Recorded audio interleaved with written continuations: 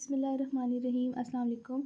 आज की वीडियो में हम हीम सिंथेसिस का इजीएस्ट कॉन्सेप्ट देखेंगे और हीम सिंथेसिस को याद किस तरह से करना है उसका भी इजीएस्ट वे देखेंगे। सबसे पहले हम देख लेते हैं निमोनिक, जो हमने हीम सिंथेसिस को याद रखना है जिससे।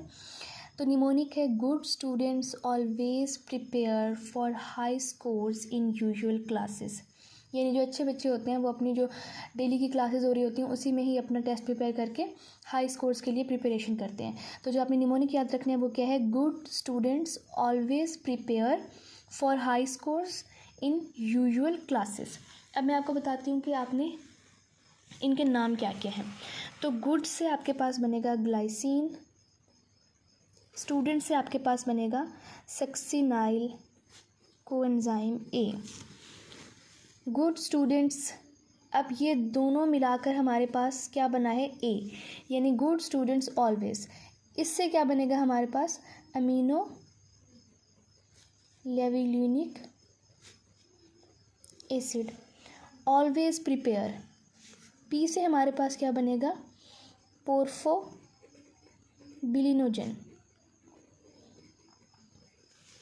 Always prepare for high scores, इससे क्या, एच से क्या बनेगा, हेक्सा मिथाइल बाइलेन।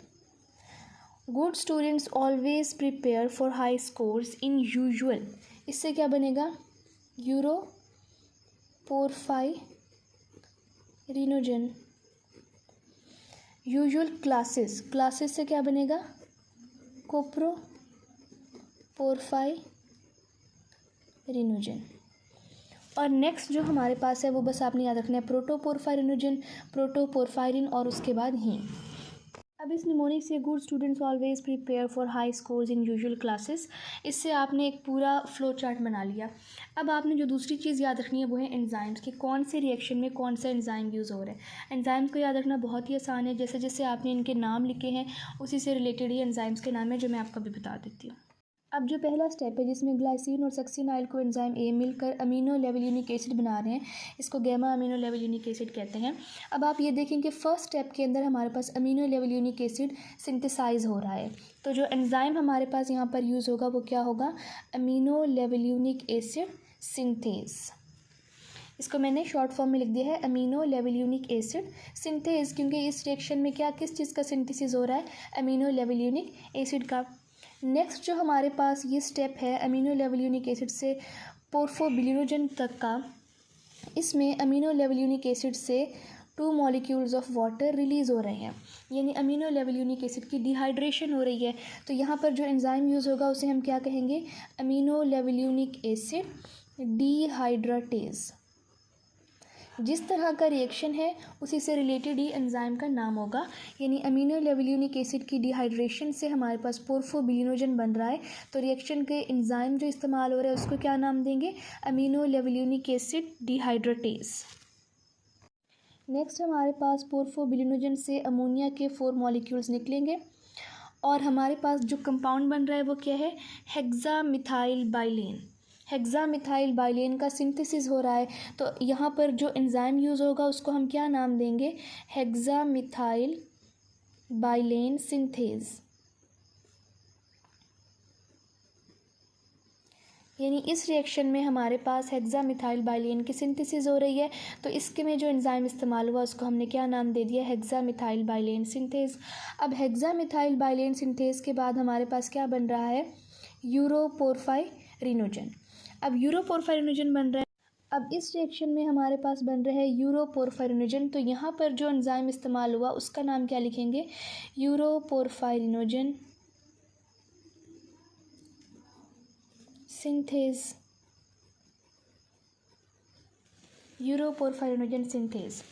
अब जो नेक्स्ट स्टेप है इसमें यूरोपोरफाइरिनोजन की डीकार्बोक्सिलेशन होगी, यानी इसमें से कार्बन डाइऑक्साइड निकल जाएगा और हमारे पास क्या बनेगा, कोप्रोपोरफाइरिनोजन। तो अब इस रिएक्शन का जो एंजाइम होगा उसको हम क्या नाम देंगे, यूरोपोरफाइरिनोजन डीकार्बोक्सिलेज। यूरोपोरफाइरिनोजन डीकार्बोक्सिलेज, क्योंकि इसमें यूरोपोरफाइरिनोजन की डीकार्बोक्सिलेशन हुई और उसके नतीजे में हमारे पास क्या बना, कोप्रोपोरफाइरिनोजन। अब जो नेक्स्ट हमारे पास कोप्रोपोरफायरिनोजन बनने के बाद प्रोटोपोरफायरिनोजन बनना है। अब कोप्रोपोरफायरिनोजन की होगी ऑक्सीडेशन और उसके नतीजे में हमारे पास बनेगा प्रोटोपोरफायरिनोजन। तो फिर रिएक्शन में ऑक्सीडेशन ऑफ कोप्रोपोरफायरिनोजन हो रही है, तो इसमें जो एंजाइम यूज़ होगा उसका नाम क्या होगा? कोप्रोपोरफायरिनोजन ऑक्सीडेज।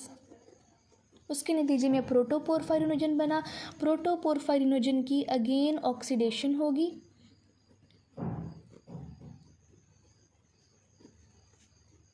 और उसके नतीजे में क्या बनेगा? प्रोटोपोरफायरिन। अब प्रोटोपोरफायरिन से हीम किस तरह से बनना है? सिर्फ आपने आयरन ऐड करना है। आयरन को फेरस कहते हैं, तो यहाँ पर जो एंजाइम इस्तेमाल होगा उसे हम कहेंगे फेरोशिलेटेस। और फिर हमारे पास क्या बन जाएगा? प्रोटोपोरफायरिन और आयरन मिलकर क्या बना देंगे? हीम बना देंगे इन द प्रेजेंस ऑफ फेरोशिलेटेस। तो इस तरह से आपने ये देखना है कि किस प्रोसेस में कौन सा रिएक्शन हो रहा है और उसी से रिलेटेड एंजाइम का नाम है। लेते हैं कि ये स्टेप्स हो कहाँ कहाँ पे रहे हैं, यानी अगर ये सेल के अंदर हो रहा है तो कौन से स्टेप्स हैं जो साइटोसोल के अंदर हो रहे हैं और कौन से स्टेप्स हैं जो माइटोकॉन्ड्रिया के अंदर हो रहे हैं। तो जो फर्स्ट स्टेप है जिसमें ग्लाइसिन और सक्सिनाइल कोएंजाइम ए मिलकर अमीनो लेवल्यूनिक एसिड बना रहे हैं, ये हमारे पास होता है माइटोकॉन्ड्रिया के अंदर। उसके बाद अमीनो लेवल्यूनिक एसिड माइटोकॉन्ड्रिया से साइटोसोल के अंदर आता है और ये जितने भी सारे स्टेप्स हैं टिल द सिंथेसिस ऑफ कोप्रोपोरफायरिनोजन, ये हमारे पास होते हैं इन द साइटोसोल। उसके बाद कोप्रोपोरफायरिनोजन मूव करता है इनटू द माइटोकॉन्ड्रिया और जो लास्ट 3 स्टेप्स हैं जिसमें हमारे पास प्रोटोपोरफायरिनोजन बनता है, प्रोटोपोरफायरिन बनता है और हीम बनता है, ये दोबारा से कहाँ पे हो रहे होते हैं? माइटोकॉन्ड्रिया के अंदर।